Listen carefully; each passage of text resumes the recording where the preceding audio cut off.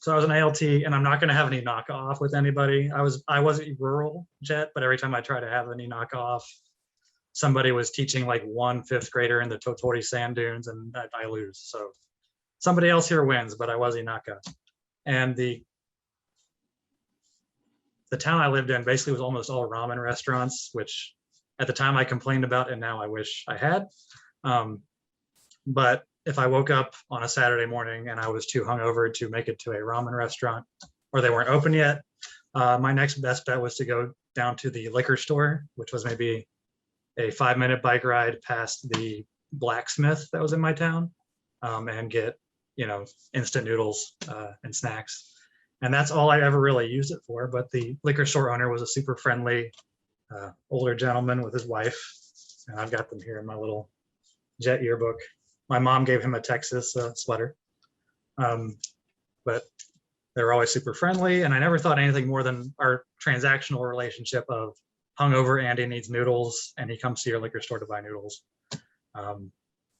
And when my dad visited, he stocked his liquor store with Budweiser because my dad's a redneck and wanted Budweiser on his trip to Japan.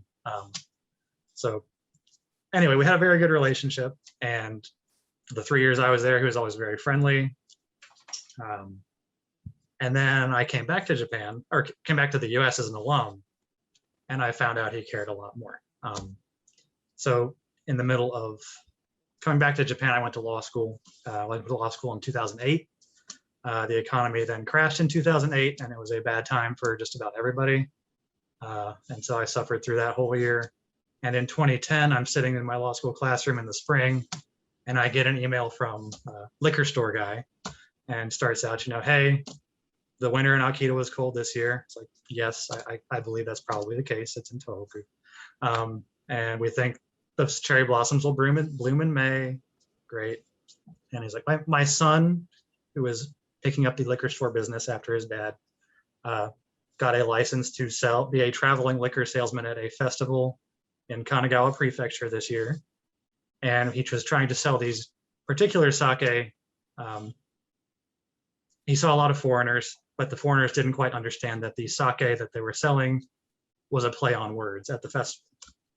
I said, well, what festival? And he said, well, it's the Festival of the Steel Phallus, which is Kawasaki Penis Festival, for folks who need to know.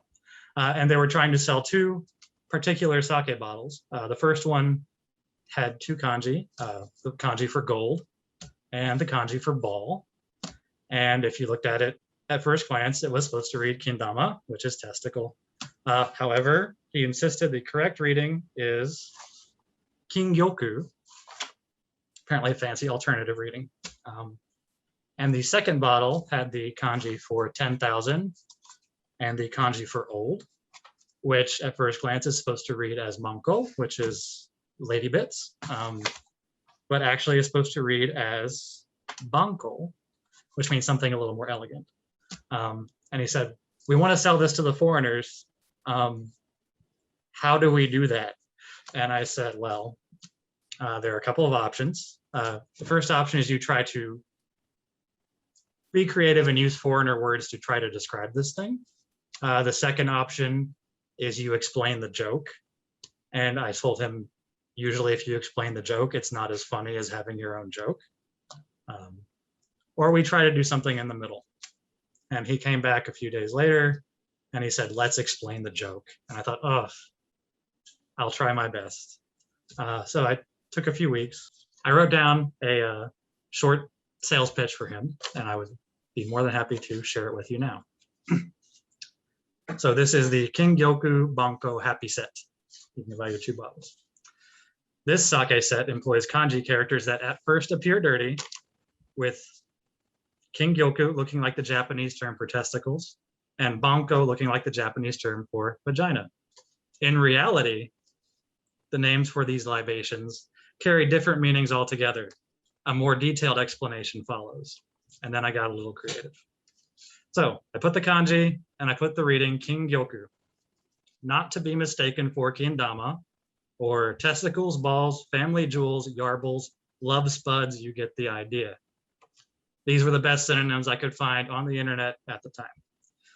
Kingyoku refers to Kingyoku Ryoen, a 4 kanji expression evoking the image of a flawless jewel.